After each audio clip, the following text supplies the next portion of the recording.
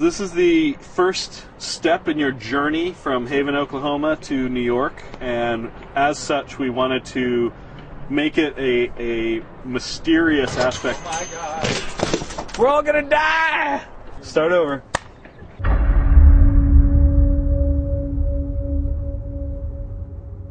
Our goal with the boat level was really, we wanted to have actual movement from place to place, actual traversal, since this is a journey game. The theme for Resistance 3 is actually that of kind of a buddy road movie. So we very secretively and very purposefully put bits of artwork in the level, whether it's an overpass, a gas station, a motel, things that you see and feel when you're on a road trip. Now in 2010 Safe America. And our goal was to make this, since it's the beginning of the journey, make it really mysterious and kind of take the player through a ride where they would experience kind of environmental storytelling to a level that we really can't do when players are just running through. Look, Joseph, straight ahead. The boat level in Resistance 3 has a couple of responsibilities. The responsibility of describing the spaces between the more static levels that you visit.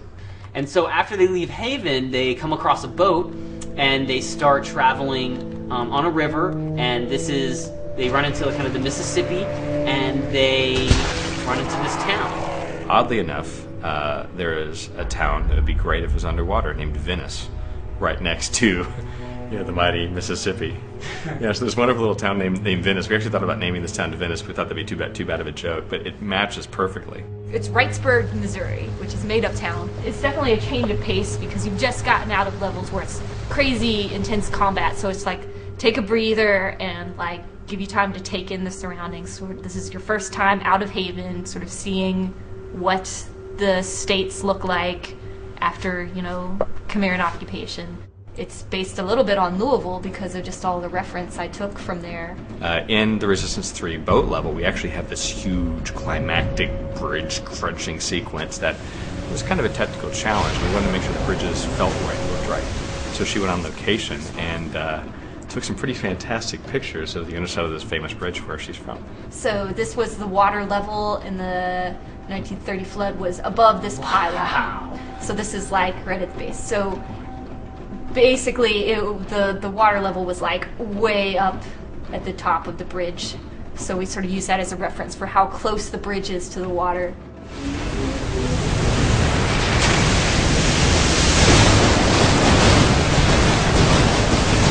The environmental storytelling was really important to us. Right off the bat, Craig Goodman, one of our environment leads, really took charge and just started coming up with this elaborate backstory about this town that had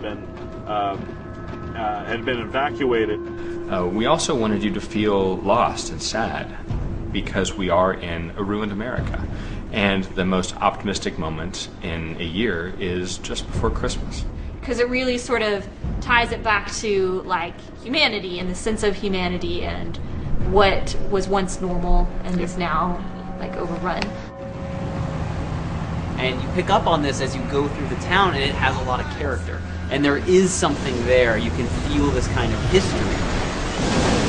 One of the really cool things about this backstory is the fact that it resonates and kind of supports the kind of meta story that R3 tells. And that is a group of survivors kind of following them on a almost day-to-day basis as they exist in this fallen apocalyptic world.